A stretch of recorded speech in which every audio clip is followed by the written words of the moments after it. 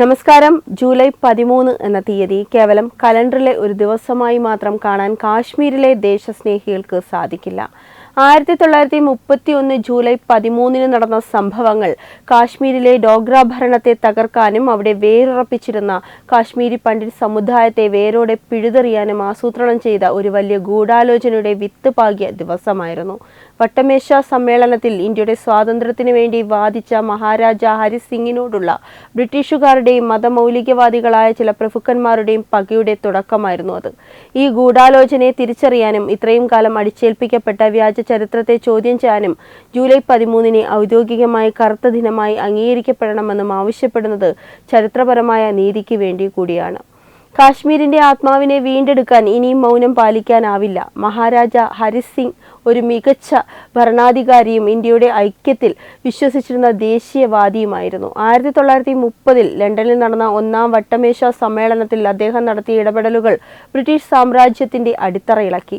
British ആധിപത്യത്തിൽ നിന്ന് പൂർണ്ണ സ്വാതന്ത്ര്യം ആവശ്യപ്പെട്ട അദ്ദേഹത്തിന്റെ നിലപാട് അന്നത്തെ കൊളോണിയൻ ഭരണാധികാരികളെ അക്ഷരാർത്ഥത്തിൽ ഞെട്ടിച്ചു. ഒരു നാട്ടുരാജ്യത്തിന്റെ അധിപൻ ഇത്രത്തോളം ധീരമായി സാമ്രാജ്യത്വത്തെ വെല്ലുവിളിക്കുന്നത് ബ്രിട്ടീഷുകാർക്ക് സഹിക്കാവുന്നതിലും അപ്പുറമായിരുന്നു. തൽഫലമായി മഹാരാജാവിനെതിരെ കാശ്മീരിനുള്ളിൽ തന്നെ ഒരു അട്ടിമറിക്ക് അവർ വഴി തുറന്നു. 1931 അശാന്തിക്ക് പിന്നിൽ പ്രവർത്തിച്ചത് കേവലം പ്രാദേശിക പ്രതിഷേധങ്ങൾ മാത്രമായിരുന്നില്ല, ഒരു വലിയ സാമ്രാജ്യത്യ തന്ത്രം കൂടിയായിരുന്നു. ബ്രിട്ടീഷ് ഉദ്യോഗസ്ഥരും കാശ്മീരിലെ ചില അധികാരമോഹികളായ മതപ്രഭുക്കന്മാരും ചേർന്ന് മഹാരാജാവിനെ ദുർബലപ്പെടുത്താൻ നടത്തിയ ആസൂത്രിതമായ നീക്കം പിന്നീട് കാശ്മീരിലെ ഹൈന്ദവ സമുദായത്തിന് നേരെ തിരിയുന്ന സ്ഥിതിവിശേഷം സൃഷ്ടിച്ചു.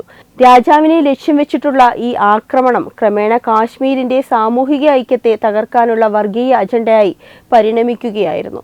1931 ജൂലൈ 13 നടന്ന അക്രമങ്ങൾ കാശ്മീരിന്റെ സാമൂഹിക ഘടനയിൽ വലിയ വിള്ളൽ വീഴ്ത്തി. ശ്രീനഗർ സെൻട്രൽ ജയിലിൽ നടന്ന സംഭവങ്ങളെ ഒരു സ്വാതന്ത്ര്യ സമരമായി ചിലർ ചിത്രീകരിക്കുന്നുണ്ട് എങ്കിലും അത് യഥാർത്ഥത്തിൽ മതമൗലികവാദത്തിന്റെ കാശ്മീരിലേക്കുള്ള കടന്നുകയറ്റത്തിന്റെ തുടക്കമായിരുന്നു. അന്നൊരു കോടതി നടപടിയെ പ്രകോപനമാക്കി മാറ്റിയത് ആസൂത്രിതമായ വർഗീയ പ്രചാരണങ്ങളായിരുന്നു. മഹാരാജാവിന്റെ ഭരണത്തെ ഹൈന്ദവ ഭരണമായി മുദ്രകുത്തി അതിനെതിരെ മുസ്ലിം ജനവിഭാഗങ്ങളെ അണിനിരത്താൻ ചില മുസ്ലിം പ്രഭുക്കന്മാർക്ക് കഴിഞ്ഞു.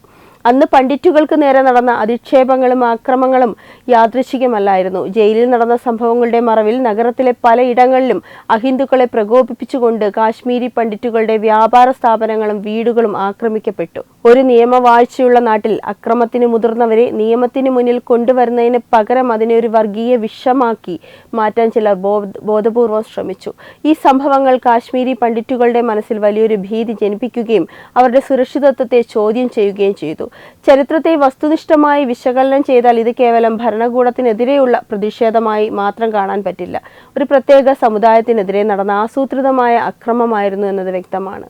ഇത്രയും കാലം നമ്മുടെ പാഠപുസ്തകങ്ങളിൽ പഠിപ്പിച്ച ചരിത്രം പൂർണ്ണമായും ഏകപക്ഷീയമായിരുന്നു. എന്തുകൊണ്ട് 1931 സംഭവങ്ങളുടെ യഥാർത്ഥ കാരണങ്ങളും അതിന്റെ പിന്നിലെ ഗൂഢാലോചനകളും ചർച്ച ചെയ്യപ്പെട്ടില്ല? മഹാരാജ ഹരിസിംഗിന്റെ ദേശീയതാബോധത്തെയും അദ്ദേഹം ഇന്ത്യയുടെ അവിഭാജ്യ ഘടകമായി കാശ്മീരിനെ നിലനിർത്താൻ നടത്തിയ ശ്രമങ്ങളെയും ചരിത്രകാരന്മാർ മനഃപൂർവ്വം അവഗണിച്ചു. കാശ്മീരിന്റെ ചരിത്രം എഴുതിയ പലരും ഇടതുപക്ഷ ചിന്താഗതിക്കാരുടെ സ്വാധീനത്തിലായിരുന്നു. പ്രൊഫസർ രാംനാഥ് കൗളിനെ പോലെയുള്ളവർ ചൂണ്ടിക്കാട്ടിയതുപോലെ 1931 തുടങ്ങിയ വർഗീയ ധ്രുവീകരണം തന്നെയാണ് പിൽക്കാലത്ത് കാശ്മീരി പണ്ഡിറ്റുകളുടെ വൻതോതിലുള്ള പലായനത്തിന് വഴിയൊരുക്കിയത്.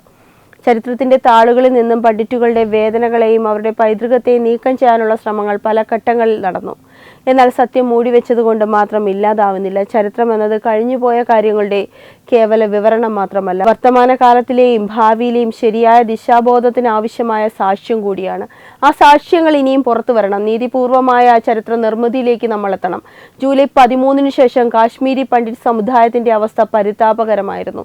തങ്ങളുടെ പൂർവികരുടെ മണ്ണിൽ എല്ലാത്തരം സഹനങ്ങളും സഹിച്ച് ജീവിച്ചിരുന്ന ഒരു ജനതയെ അന്യവൽക്കരിക്കാനുള്ള ശ്രമങ്ങൾ നിരന്തരം നടന്നു. വീടുകൾക്കും ആരാധനാലയങ്ങൾക്കും നേരെ നടന്ന ആക്രമങ്ങൾ പണ്ഡിറ്റുകളുടെ സുരക്ഷാബോധത്തെ തകർത്തു. ഇത് കേവലം ഒരു ദിവസം കൊണ്ട് സംഭവിച്ചതല്ല. കാലാകാലങ്ങളിൽ ആവർത്തിക്കപ്പെട്ട വർഗീയ അജണ്ടയുടെ ഭാഗമായിരുന്നു. 1931 തുടങ്ങിയ അക്രമങ്ങളുടെ തുടർച്ചയായിരുന്നു 1947 പാക് അധിനിവേശവും തുടർന്ന് വന്ന വർഷങ്ങളിൽ കാശ്മീരിൽ തുടർച്ചയായി നടന്ന പീഡനങ്ങളും. പണ്ഡിറ്റുകളുടെ സംസ്കാരവും പാരമ്പര്യവും താഴ്വരയിൽ നിന്ന് തുടച്ചു നീക്കാൻ ചിലർ ബോധപൂർവം ശ്രമിച്ചു. ഇതിന്റെ ഫലമായിട്ടാണ് 1989-90 കാലഘട്ടത്തിൽ ആ വലിയ പാലായനമുണ്ടായത്. ലക്ഷക്കണക്കിന് ആളുകൾക്ക് സ്വന്തം മണ്ണിൽ നിന്ന് അഭയാർത്ഥികളാകേണ്ടി വന്നു എന്നത് ലോക ചരിത്രത്തിലെ തന്നെ വലിയൊരു ദുരന്തമാണ്. ഈ പാലായനത്തിന്റെ വേരുകൾ തിരയുന്ന ആർക്കും 1931 ആ കറുത്ത ചരിത്രത്തിലേക്ക്, ആ ദിവസത്തിലേക്ക് വിരൽ ചൂണ്ടേണ്ടി വരും. കാശ്മീരിലെ ചില രാഷ്ട്രീയ പാർട്ടികൾ പതിറ്റാണ്ടുകളായി ജൂലൈ 13 സംഭവങ്ങളെ തങ്ങളുടെ വോട്ട് ബാങ്ക് സുരക്ഷിതമാക്കാൻ ഉപയോഗിച്ചു വരികയാണ്. അവർ ഈ ദിവസത്തെ ഒരു സ്വാതന്ത്ര്യ ദിനമായി കൊണ്ടാടുകയും അതേസമയം പണ്ഡിറ്റ് സമുദായം അനുഭവിച്ച കഷ്ടപ്പാടുകളെ ബോധപൂർവം തമസ്കരിക്കുകയും ചെയ്യുന്നു. ഒരു മതേതരത്വമെന്ന വ്യാജേന ഹൈന്ദവ വിരുദ്ധതയെ പ്രോത്സാഹിപ്പിക്കുകയായിരുന്നു ഇവർ. ഈ പ്രീണന രാഷ്ട്രീയമാണ് കാശ്മീരിനെ ദശാബ്ദങ്ങളോളം ഭീകരവാദത്തിന്റെയും വിഘടനവാദത്തിന്റെയും കേന്ദ്രമാക്കി മാറ്റിയത്. ഭാരതീയ ജനതാ പാർട്ടിക്ക് മാത്രമാണ് ഇത്രയും കാലം നിലനിന്ന ഈ വ്യാജ ചരിത്രങ്ങളെ തുറന്നു കാട്ടാനും സത്യം ജനങ്ങളിലേക്ക് എത്തിക്കാനും ധൈര്യമുണ്ടായത്. വോട്ട് ബാങ്ക് ലക്ഷ്യമിട്ടിട്ടുള്ള ഇത്തരം രാഷ്ട്രീയം അവസാനിപ്പിച്ചാലേ കാശ്മീരിൽ യഥാർത്ഥ സമാധാനം പുലരുകയുള്ളൂ. ഓരോ വോട്ടും കണക്കാക്കി ചരിത്രത്തെ വളച്ചൊടിച്ചവർ തങ്ങളുടെ രാഷ്ട്രീയ നേട്ടത്തിനായി ഒരു സമുദായത്തെ ഇത്രയധികം അവഗണിച്ചത് മാപ്പർഹിക്കാത്ത കുറ്റം കൂടിയാണ്. കാശ്മീർ താഴ്വര ഒരു കാലത്ത് വിജ്ഞാനത്തിന്റെയും സംസ്കാരത്തിന്റെയും കേന്ദ്രമായിരുന്നു. പണ്ഡിറ്റുകളുടെ വേദപാണ്ഡിത്യവും സൂഫി പാരമ്പര്യത്തിന്റെയും നന്മകളും ചേർന്ന ഒരു വിശിഷ്ട അന്തരീക്ഷം അവിടെ ഉണ്ടായിരുന്നു. 1931 വിദേശി പ്രേരണയാൽ നടന്ന അട്ടിമറി ഈ മഹത്തായ പൈതൃകത്തെ തകർത്തു. കാശ്മീരിന്റെ യഥാർത്ഥ മുഖം ഹിന്ദുക്കളും മുസ്ലിങ്ങളും ഒത്തൊരുമയോടെ ജീവിക്കുന്നതായിരുന്നു. എന്നാൽ വർഗീയവാദികൾ അത് തകർത്തു. പണ്ഡിറ്റുകൾ താഴ്വരയുടെ ഭാഗമാണ്. അവരുടെ സാന്നിധ്യമില്ലാത്ത കാശ്മീർ അപൂർണമാണ്. അവരുടെ കലകളും സാഹിത്യവും വാസ്തുവിദ്യയും കാശ്മീരിന്റെ അടയാളമായിരുന്നു. ഈ പൈതൃകത്തെ വീണ്ടെടുക്കാൻ ജൂലൈ 13 സത്യങ്ങൾ തിരിച്ചറിയുകയും തെറ്റുകൾ തിരുത്തുകയും വേണം. സാംസ്കാരികമായ ഈ നശീകരണം അടിയന്തരമായി തടയേണ്ടതുണ്ട്. 1931 സംഭവങ്ങൾക്ക് പിന്നിൽ ബ്രിട്ടീഷ് ബുദ്ധി കേന്ദ്രങ്ങൾ പ്രവർത്തിച്ചിരുന്നു എന്നത് വലിയ രഹസ്യമൊന്നുമല്ല. ഇന്ത്യൻ നാട്ടുരാജ്യങ്ങളെ തമ്മിലടപ്പിച്ച് അധികാരം നിലനിർത്തുക എന്നതായിരുന്നു അവരുടെ നയം. കാശ്മീരിലെ ആഭ്യന്തര കാര്യങ്ങളിൽ അവർ നടത്തിയ ഇടപെടലുകൾ ദൂരവ്യാപകമായ പ്രത്യാഘാതങ്ങൾ ഉണ്ടാക്കി. കാശ്മീരിനെ ഒരു സ്വതന്ത്ര രാജ്യമാക്കി മാറ്റാൻ ചില വിദേശ ശക്തികൾ ഇന്നും ആഗ്രഹിക്കുന്നു. ഇതിന്റെ തുടക്കം കുറിച്ചത് അന്നത്തെ സാമ്രാജ്യത്വ നയങ്ങളായിരുന്നു.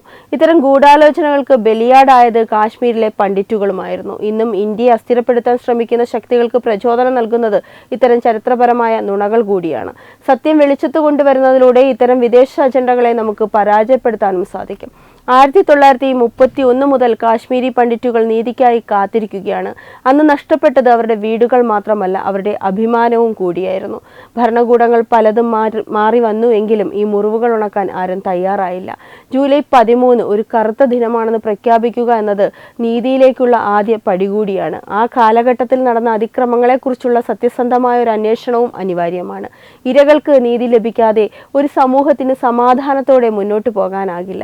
BJPയുടെ ഈ ആവശ്യം ആ ജനതയുടെ വേദനയെ തിരിച്ചറിയുന്നതിനുള്ള ഒരു ചെറിയ തുടക്കം മാത്രമാണ്. നാം ജീവിക്കുന്നത് ഒരു പുതിയ ഇന്ത്യയിലാണ്. ഇവിടെ ചരിത്രം വളച്ചൊടിക്കപ്പെടാൻ അനുവദിക്കില്ല. കാശ്മീരിന്റെ സമഗ്രമായ വികസനം നടക്കുമ്പോൾ അവിടെ നടന്ന ചരിത്രപരമായ അതിക്രമങ്ങളെയും കൂടി അഭിസംബോധന ചെയ്യണം.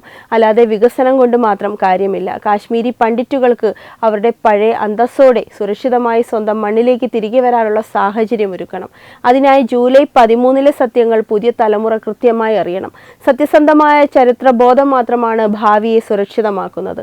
ഇന്ത്യ ഗവൺമെന്റിനോടും ജമ്മു കാശ്മീർ ഭരണകൂടത്തോടും BJP ആവശ്യപ്പെടുന്നത് ഇതുമാത്രമാണ്. ജൂലൈ 13 ഔദ്യോഗികമായി കറുത്ത ദിനമെന്ന് അംഗീകരിക്കുക. 1931 കാശ്മീരി പണ്ഡിറ്റുകൾക്ക് നേരെ നടന്ന അതിക്രമങ്ങൾ അന്നു മുതൽക്കേ ആസൂത്രിതമായിരുന്നു എന്ന് സമ്മതിക്കുക.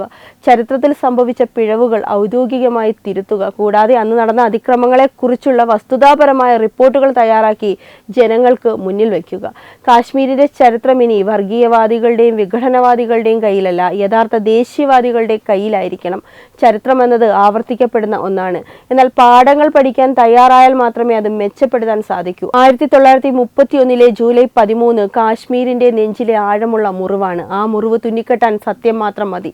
നമ്മൾ ആവശ്യപ്പെടുന്ന നീതി ഒരു സമുദായത്തിന്റെ തകർച്ചയെക്കുറിച്ചുള്ള ഓർമ്മപ്പെടുത്തൽ മാത്രമല്ല, വരാനിരിക്കുന്ന തലമുറകൾക്ക് വേണ്ടി കാശ്മീരിനെ വർഗീയതയിൽ നിന്ന് മോചിപ്പിക്കാനുള്ള പ്രതിജ്ഞ കൂടിയാണ്. നീതി വൈകാം, പക്ഷെ ഒരിക്കലും അത് നിഷേധിക്കപ്പെടരുത്. ഭാരതം മുഴുവൻ ഇപ്പോൾ ഉണർന്നു കഴിഞ്ഞു. സത്യം പുറത്തു വരിക തന്നെ ചെയ്യും. ഈ വാർത്തയെപ്പറ്റിയുള്ള നിങ്ങളുടെ അഭിപ്രായങ്ങൾ കമന്റ് ചെയ്യൂ. വാർത്തകൾ വേഗത്തിൽ അറിയാനായി ചാനൽ സബ്സ്ക്രൈബ് ചെയ്യൂ. വെബ് ഡെസ്ക് തത്തുമൈ ന്യൂസ്.